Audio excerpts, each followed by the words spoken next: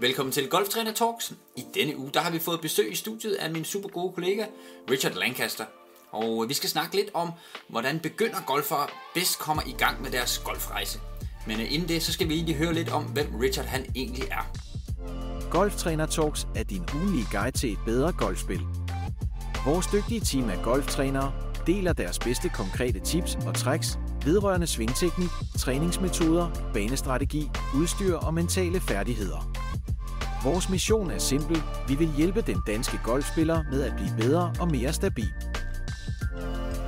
Velkommen til Golftræner Talks. Mit navn er Nicolas Tengstrup. Jeg er golftræner i Dansk Golfakademi. I dag der er det ikke mig, der skal snakke så meget. Jeg har fået besøg af min gode kollega Richard.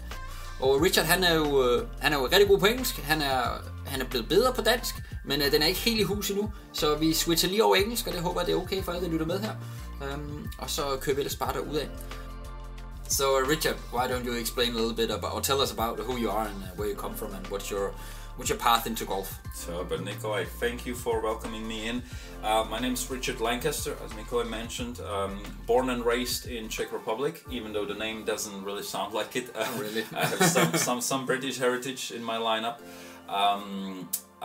The reason I got to golf or got to teaching golf is that my whole life I wanted to be a teacher or coach of something, because I just like to delve deep and I like to transfer the knowledge to other people.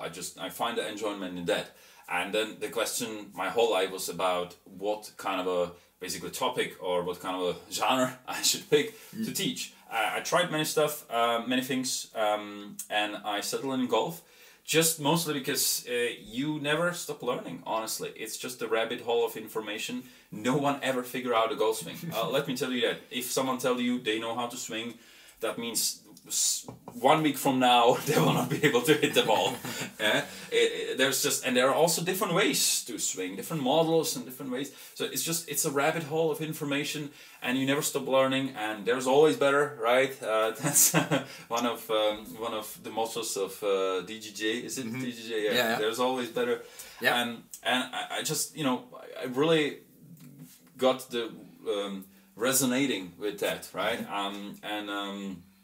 I would say, it's definitely my dream job, and I take a personal pleasure from improving people. I just feel like it's one of the great life things for me if I can actually make people better over the long run, and they actually come to me after some time and be like, now I played a round, I have 40 points, say before, whatever, best that I ever did, and I just did this thing we did last time, worked on. It was hard at first, but I got there.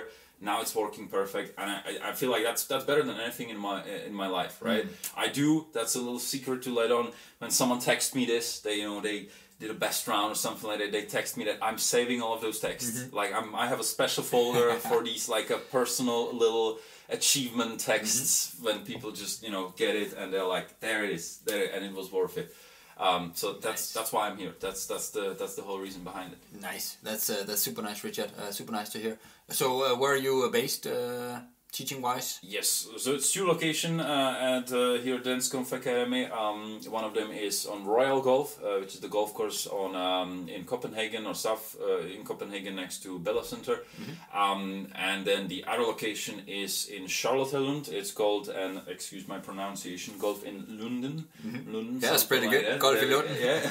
And of course over the winter also partially in the Cockadell Center that we have there. So pinpointing between those 2 locations.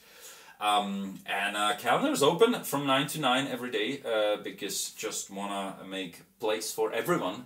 So at any kind of level, be beginner, advanced golfer, with any kind of ambition in your golf. I'm open to everyone and welcoming everyone.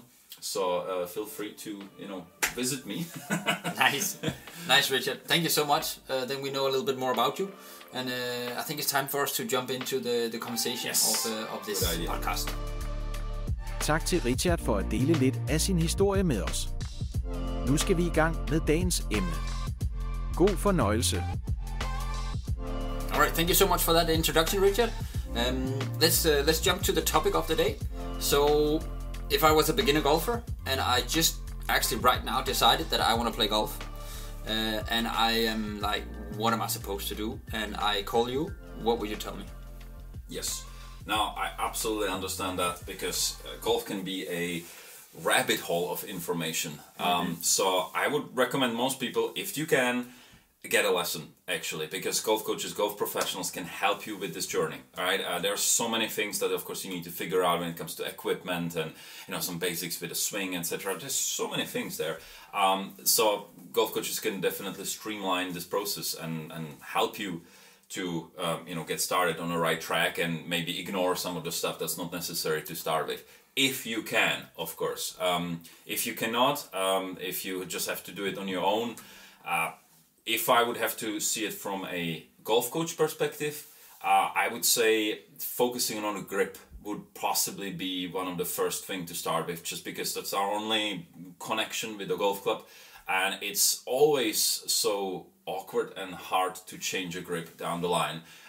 There are tons of videos and tips and tricks online that can help you establishing the right grip from certain ways. Like what I like to usually do is, especially on the left or on the leading arm, so that's the left one for a right-handed golfer, would be imagine we are holding the club like we would hold a hammer, which means we are going to have it a little bit more running through the fingers, and the thumb is going to be in a little better position than it would naturally be if you just grab the club as the first thing. So that's, for example, one of the tricks how we can find the right grip. Just again, because if we start the right way, it's going to just help us much better down the line. And a second thing I would say, be more dynamic. Because if we imagine, in this case, two different golfers, one of them is just going to use the whole body, rotate, swing, and etc. etc. Yes, the timing will be wrong, the sequence will be all over the place, and they will probably miss the ball on their first try. And then we have another golfer that will just only basically lift their arms up, almost like a putting stroke, and hits the ball, and the ball goes maybe 20-30 meters, right? You would see the second example as as a better golfer in that case, or better beginner, because at least they hit the ball, right? But down the line, you give them 1 month, the guy who was completely dynamic, used the whole body, sooner or later they will learn how to hit the ball, and they'll down the line be better just because they will use their whole body, rather than just someone who is trying to hit the ball for all cost, hitting the ball, and then they don't move their body at all, and that results in swinging inside of the box, and then it's just very hard to unlearn that. So just keep the whole dynamic, rotate, overswing if you want to do at first. Why not? Just making sure that we are using the whole body. That would be from coaching perspective. From a player perspective, I would say go out and play. Go out and play as soon as you can. There are many places that just pay and play, it's called, which means you quite literally just give them your money. You can go out and play. You can borrow or loan clubs, or borrow sometimes even for free. Just go out there, play, try the game. It's completely different than if you just go on a range and hit balls. It's probably not going to be anything pretty, right? I would say don't even count the score or anything like that. Just see the game as it is, because golf is inevitably played outside. It's completely different than just hitting balls on ranges, I was mentioning, because there we are just hitting ball after ball. Now it requires some kind of a walking and changing clubs, etc. So I would recommend you just go out there and play as much as you can, get the taste of the actual game, and find out if it's for you or not. 95% of the time it will be for you, because it is just so addicting game. Yeah. Okay, that was super nice. So you said three interesting points there. You would really focus on the grip in the beginning. Yeah. And I also very much agree with that, because if you learn something wrong from the beginning, then it's going to be really difficult to change it later on in your golfing journey. So get started right with your grip.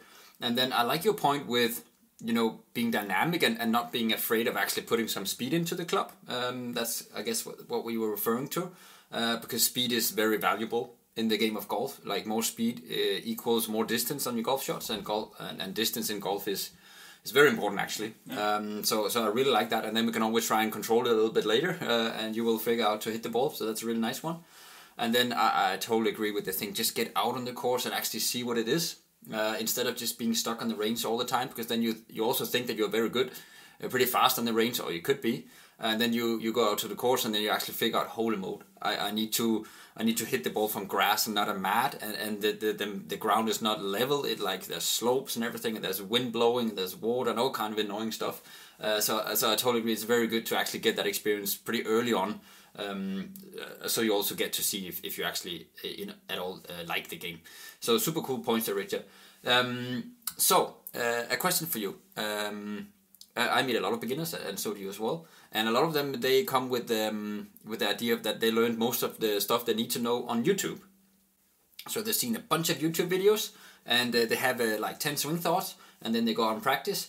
What do you think about the idea of getting inspiration or actually trying to do stuff from YouTube videos? That's a very nice point, a very good point that you're raising up in here, because what I would like to say is that those videos, everything they say in the videos is of course right. Just remember, I've done a lot of the videos. Yeah, exactly. So don't.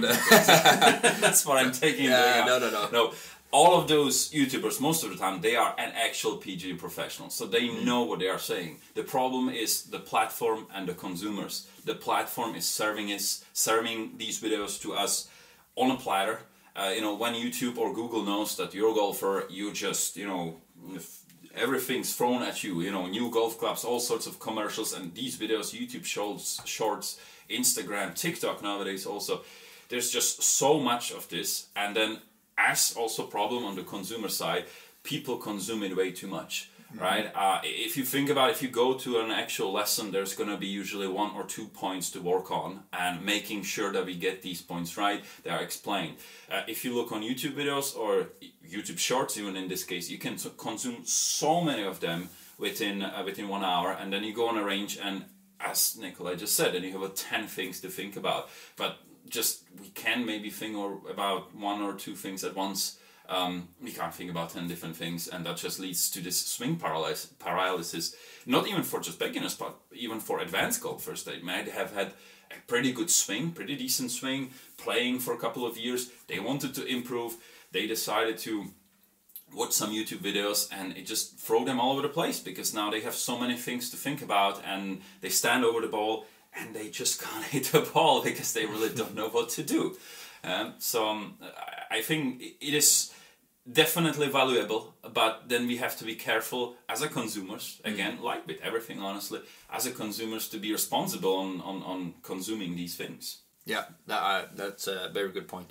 Of course, as I said, I also made a lot of the YouTube videos, and also, what I say in one video might make sense, very well for one guy, but might or maybe the other guy, the other girl, she would need to do the complete opposite because she has a different pattern.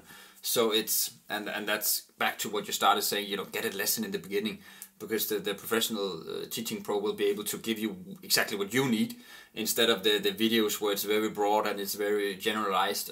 So it kind of hits as many people as possible. But actually, you need guidance for you, and not something that will work for the most amount of people. So totally agree. Good point on that. I would recommend people rather watch a golf entertainment videos. That's pretty much new thing recently, or new thing, we could say 3-4 years. I think that's a better content to watch rather than trying to figure out swing in the video, because it is a person specific. And we're going to touch upon it later on when it comes to the feel and real, right? The overdoing certain movements. In that case, it's just person specific, right? So I would definitely recommend try the lesson, and then we can actually see what we are working with, because everyone have a different background. If you're coming from different sports, you will inevitably try to apply those techniques and moves from other sports, like if you play tennis before, or baseball, etc., or ice hockey. You see it on a daily basis. You're just trying to do that thing that it's natural to you, which does not necessarily need to work for golf, right? So then we just need to, have a personal and personalized approach to that. Yeah, very good point there. Okay, that's super cool. So YouTube videos, they can work sometimes, and there's a bunch of good stuff, but you need to know what stuff that works for you, which is the difficult part, and that's where usually the teaching pro comes into the picture. Okay, let's jump to a completely different topic. Let's talk a tiny bit about equipment.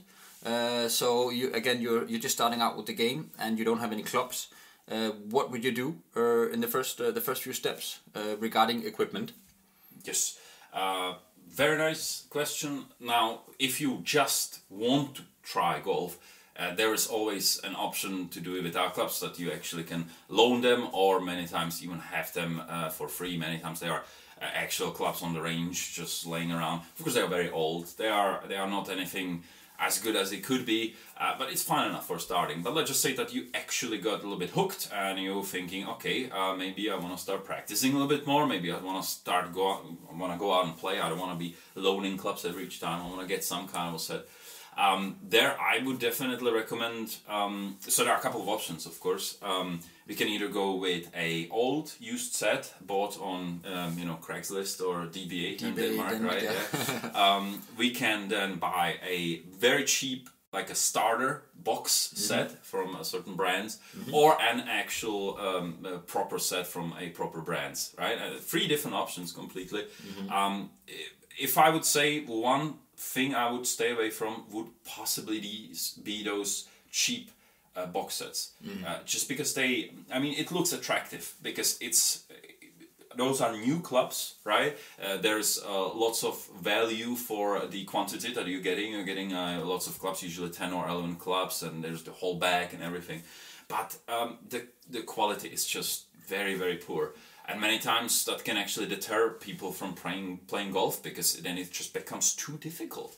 I would rather use those money and actually buy used old clubs from any reputable big brand that is on the market, because usually, again, you will end up with having a better solution there. Of course, as a club fitter, I would always recommend people, if it's in the budget, just go and have them fitted, because nowadays there are so many options on the market that you can actually aim towards any specific golfer. If the fitter knows what they are doing, they can also fit them a little bit more into the future. They are seeing certain potential in the player, improvement into the future, so they can manipulate a certain way. Of course, it's not a magic, right? Down the line, right? When we are touching about this subject, I would always say, because when someone says custom fitted golf clubs, usually people imagine like, okay, that's like a custom watch or something like that. It's like something special. But I would rather you think about it as your shoe size. If you're buying shoes, you want to pick the right shoe size, right? You're not even just grabbing something out of the place. You're just, it goes without saying. This is the same thing, right? Custom fitted golf clubs, and actually, again, most custom fitted golf clubs are not going to be high price. They are going to be at the normal price as if they are in the stock, but they're going to be made for you. And if you just look on people around, you'll see there are different genders, different heights, different strength, different ages. All of these things matter for that. So I think that it should be a standard in the industry, that people should think about it as if you're getting clubs, they should be somewhat fitted for you. And of course the fitting level is always different. It's different for a beginner, different to advanced player, different to professional. But again, if nowadays fitters should be able to know all of this and distinguish between that, and that's actually part of the fitting. Fitters should ask you these questions. If they don't ask you these questions, maybe go to a different fitter. Right? But that's the basic of that. Nice, super cool. A little bit about equipment there. Totally agree on that. It can be super nice just to start up with something second-hand used, just to kind of get a feel for the game, which is usually better than the starter packages. And then pretty quickly you can probably think about investing in something that fits you better. So definitely. Down the line also, you will know that, again, if you're going with a reputable brand as a new one, it will hold value, because then again you look on the used market and you see some of them are very, very old, and yet they are still for pretty good price. So as Nikolai said, their investment, you can quite literally think about it as an investment. Of course, you're going to use the clubs, they're going to get wear and tear, so they are going to go down in value. It's not like investing in a house, right? It's not real estate. Actually, there might be some very old putters, right, from Scotty Cameron that I know they sell for 20,000-30,000, which is almost 10 times its value. Yeah. But you can't think about golf clubs, of course, that way. But just so you know, the only thing that will not hold value is the cheap starter sets. They basically, you can't really even find them on a used market. Usually people just want to get rid of them as fast as possible. And even beginners can feel the difference. Seriously, if you just golf for 1 month, if you try a proper golf club, properly weighted golf club, and something from a starter set, you will feel the difference. Yeah, I totally agree. Super cool, Richard. Last point for the beginner talks here. So you teach a lot of beginners. You run our beginner classes. So if you could pick 2 things that you want every beginner to learn, like golf swing, golf technical wise, you're not allowed to say the grip.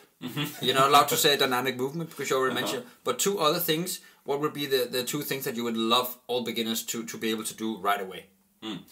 I would say rotation, which I know I'm not allowed to say dynamic movement, but there we are back on that. It's coming down to the rotation.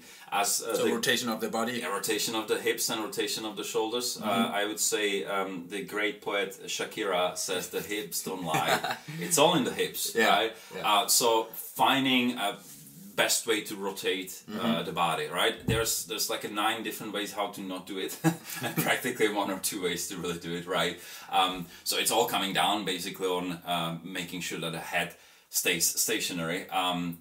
It's the best way to actually diagnose something, because the head down the line is the center of the whole geometry. Of course, the head movement itself is not really doing anything. It's just a symptom of something else moving somewhere else that we are doing wrong, right? That would be one thing. And then, as always, keep the leading arm or left arm straight. Because again, that's if the head is the center of the geometry, then the left arm is the radius from the center to the ball. If that stays straight throughout 90% of your swing, then we have no problem. Right? The arm will eventually bend in the follow through. If you don't want to break your arm, you probably need to bend it later on. But throughout your whole backswing and impact and first part of the follow through, it just keeps being straight. And you can even get away with being straight throughout the whole swing. Look at Tommy Fleetwood. Yeah. He made it work. He's doing pretty good at that. Yeah. All right. So if you can rotate around a stable axis, so keeping your head still but rotating around your head basically, that's a good point. And then if you can keep your lead arm, so that would be the left arm for right-handed play, if you keep that straight almost through the whole swing, then you're doing pretty good. Yeah. I very much agree.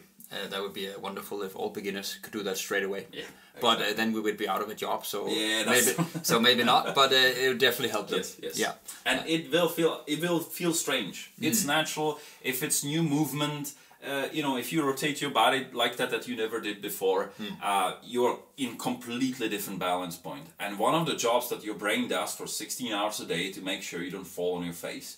So when you rotate to this position, the reflex is flex everything in your body as much as possible, because if it relaxes one muscle too much, you will fall, right? So first and foremost, it will feel like you can't really, it feels like you're old or something, you don't have the mobility or anything like that. No, it's just, you are tensed up because it's a new thing.